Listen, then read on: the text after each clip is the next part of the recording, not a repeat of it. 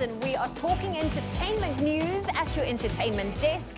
But we're going to be keeping the spotlight on Women's Month, so we are focusing on the incredible women who have been making waves not only on the sports field, but also on the social media streets too. And I think it's only fitting that we start off this entertainment news with some news from Banyana Banyana. Yeah, of course. Get the vuvuzela out, because Banyana Banyana continues to make waves with their locker room and off-the-pitch performances. I mean, so many teams commented that their gees, well, they called it energy, or whichever language they spoke, but I think gees is the only way to describe it. The way they actually conducted themselves is amazing. Like, I mean, if you think about Expresso and the way they just celebrated, it's beautiful. You know, I can't really describe it with words. Just take a look at this, because I think it's fantastic. Beautiful. That's fantastic, the way it rolls. Look at that.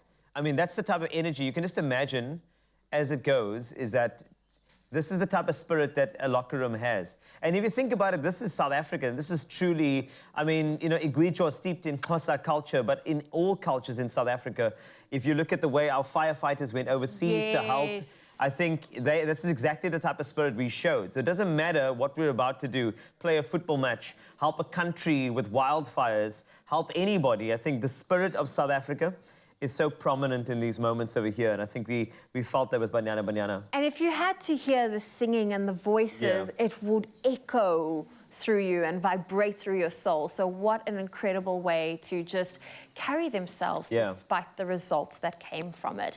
We are sticking to some entertainment news and putting the spotlight on our sporting heroes.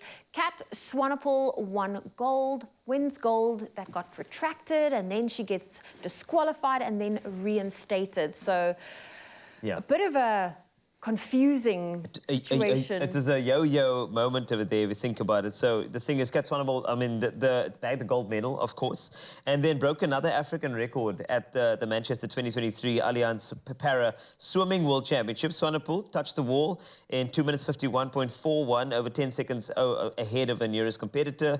Swim was initially just disqualified for touching the wall first, and then, of course, thereafter officials investigated whether she had transgressed the rules with her turn from backstroke to breaststroke. Turns out everything was good and reinstated, and another medal for South Africa.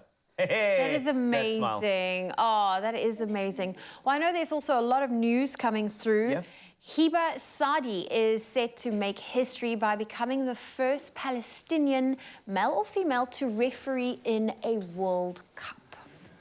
I think this is truly powerful, and I need to say this clearly, is that often any headline from Palestine, it's always going to have some sort of a conflict, because we've been conditioned that way. When you hear news from Palestine, how often do you hear news like a referee taking on a World Cup match? And I think this conditions us to change the narrative and start looking at more positive moments.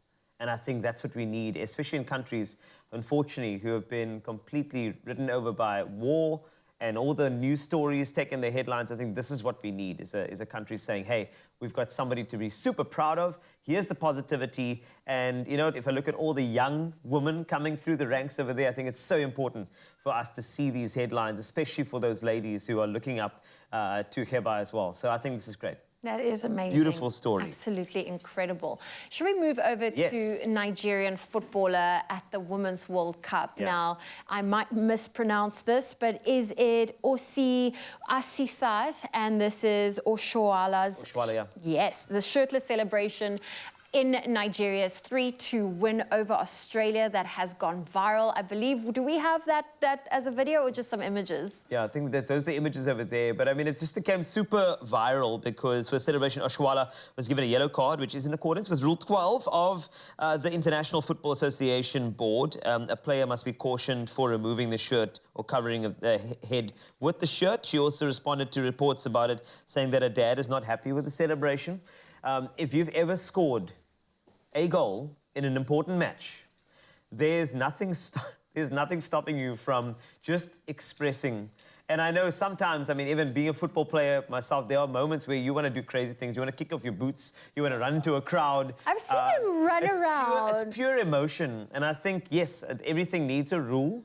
But when you have such raw emotion, you are with that player in that celebration. Okay, and I think That's the most important positive thing about that, is that that's raw emotion right there. And sometimes it's going to contravene a rule or two, but like this is that World Cup thing that I feel is just powerful. It's just emotion. It is definitely powerful. Well, there you have it. That was your entertainment news for today. We'll be back soon with more on the latest of what's happening in the world of entertainment. But as always, stay tuned to your Feel Good Breakfast show. And if you have anything you'd love to share with us, head on over to our social media and you are welcome to tag us.